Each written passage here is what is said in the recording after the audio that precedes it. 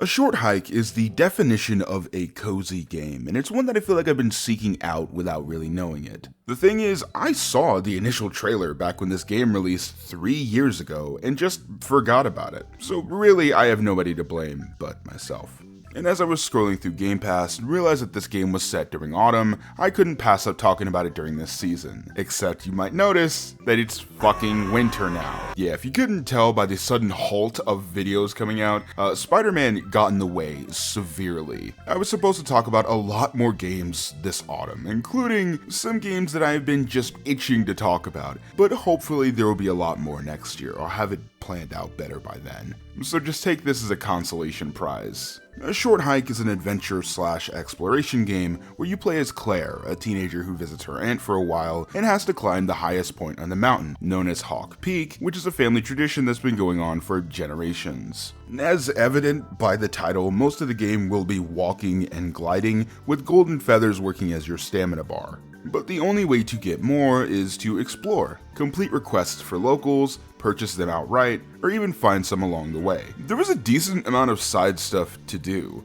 You can fish and then sell your catches, you can collect shells, complete races, explore for treasure. There isn't a ton of these side activities, nor do they go on for very long, but I do really appreciate how much they vary, which is surprising for such a small game. The pixel 3D look is so very pleasing to me. It's very much a DS style, which goes along with the anthropomorphic animals, so it's got this almost Animal Crossing vibe to it.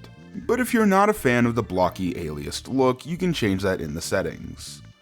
But why the fuck would you do that? The fall colors, cel-shaded graphics, and simplistic but cute art style all makes for a vibe that is very evidently made to make you feel cozy and comfortable. And credit where credit's due, it works really well. It's almost like the Polar Express, where it's so obviously trying to be whimsical, but that doesn't mean that it's not working.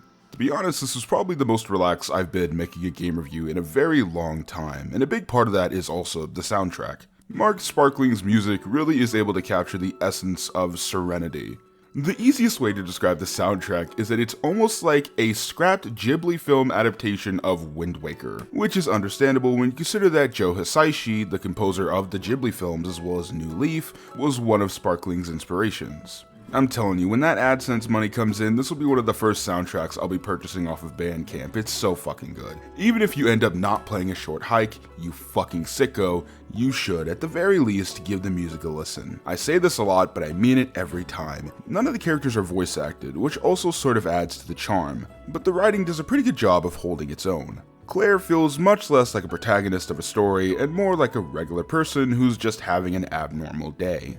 I really liked all the little character vignettes, like the hiking club which only has 2 members, or the marathon runner who's looking for her lucky headband. There's even this very small moment where the golden feathers are all bought by a scalper who upcharges you for them, and you eventually learn that this guy, while very fucking scummy, isn't outwardly evil. It's not really a big story twist or anything major at all, but the way that it's told is able to make the world feel more like a world, if that makes sense. The ending actually got me. I was crying in the fucking club. The reveal that the phone call Claire has been waiting for the entire game was from her mother after a major surgery wasn't what I expected at all. And the conversation Claire has with her mother where she's worried sick, and her mother is far more concerned with Claire going out into the world and living her life, hit a bit harder than I expected it to. The entire game's an obvious metaphor for growing up, a tried and true story blueprint that I absolutely adore. But due to the fact that it's a game, Claire is actually going out, creating new friendships and trying new things instead of just talking about it. It's a really smart, very succinct,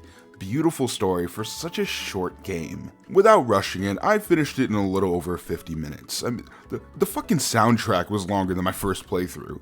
But finishing this game as the sun rose, terrible sleep schedule aside, was a beautiful experience. I'm starting to realize that I'm a sucker for these lighthearted experiences that are just so short and sweet. It's like digitally smelling the roses.